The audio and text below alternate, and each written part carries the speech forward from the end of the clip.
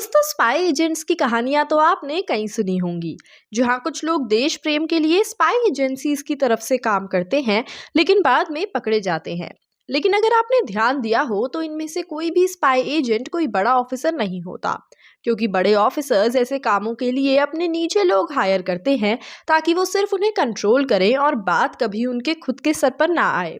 लेकिन आपको ये जानकर बेहद हैरानी होगी कि ऐसे ज़माने में भी कुछ ऐसे रेयर ऑफिसर्स हैं जो सच में देश के लिए काम करना चाहते हैं, और उन्हें फ़र्क पड़ता है तो सिर्फ इस बात से कि वो खुद अपने देश के लिए कुछ करें।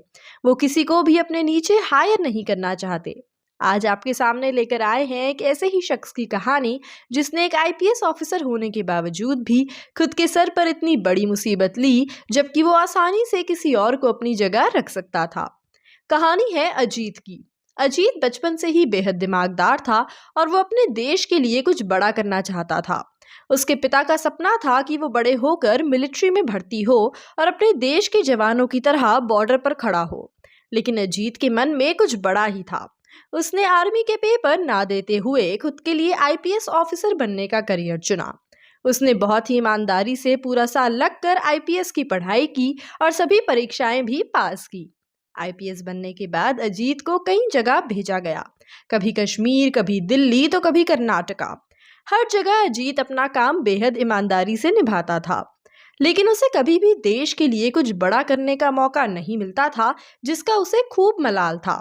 उसके पिता का भी यही कहना था कि आईपीएस बनकर वो कभी देश की सेवा नहीं कर पाएगा, जिस तरह हमारे देश के जवान भारत की रक्षा कर पाते हैं। इस सफर के करीब 8 से 9 साल बाद उसकी पोस्टिंग केरला में हुई। केरला आकर भी वो बेहद खुश था और अपनी काम पूरा निष्ठा से कर रहा था। केरला में काफी टाइम तक उसने आईपीएस की ड्यूटी अच्छे से निभाई, लेकिन फिर 1980 में भारत में ऑपरेशन ब्लैक थंडर चलाने के ऑर्डर्स दिए गए। उस समय गोल्डन टेम्पल में कई सारे खालिस्तानी लोग थे, जिनमें से कुछ मासूम थे और कुछ टेररिस्ट। अब कोई नहीं जानता था कि कौन मासूम है और कौन खतरनाक, और इसीलिए ऑपरेशन ब्लैक थंडर के तहत गोल्डन टेम्पल से सभी खालिस्तान सिख मिलिटेंट्स को बाहर भेजा जाने वाला था। अजीत जानता था कि ये ऑपरेशन काफी खतरनाक है और इसमें कई लोगों की जान को बड़ा खतरा है, और वो खुद इसका मुआयना करना चाहता था। लेकिन उसे ये समझ नहीं आ रहा था कि कैसे वो गोल्डन टेम्पल के अंदर मौजूद सभी लोगों के बारे में अच्छे से जान सकता है, और इसीलिए इन सभी खालिस्तान के लोगों के इरादे जानने के लिए वो खुद एक पाकिस्तानी स्पाई बनकर गोल्डन टेम्पल के अंदर दाखिल हो गया। उसने वहां सभी खालिस्तान टेररिस्ट को यही बताया कि वो खुद एक पाकिस्तानी स्पाई है और इसीलिए किसी को डरने की आवश्यकता नहीं है। और वो ऑपरेशन सक्सेसफुल हुआ, जिसकी वजह से कई लोग सुरक्षित वापस खालिस्तान पहुंच गए।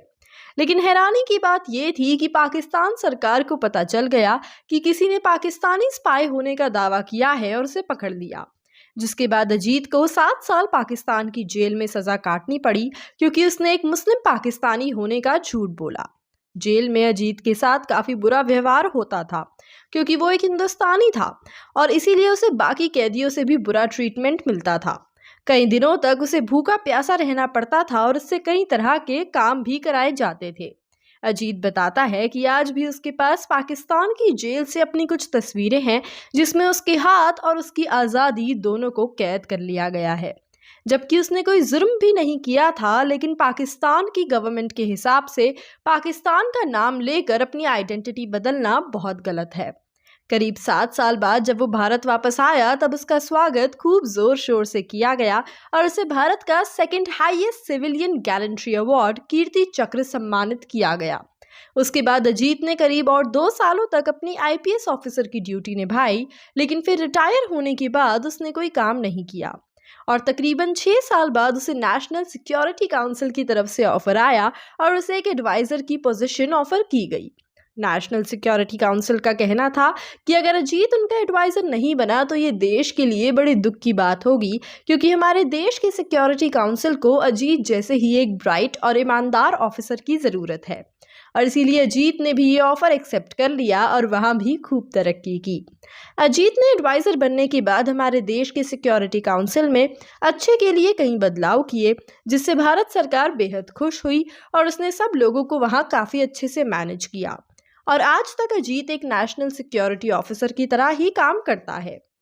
अजीत का कहना है कि जब तक उसकी रगों में भारत का खून दौड़ता है वो इसी तरह भारत के लिए काम करता रहेगा और ऐसी कोई भी नौकरी नहीं करेगा जिससे उसके देश का भला ना हो।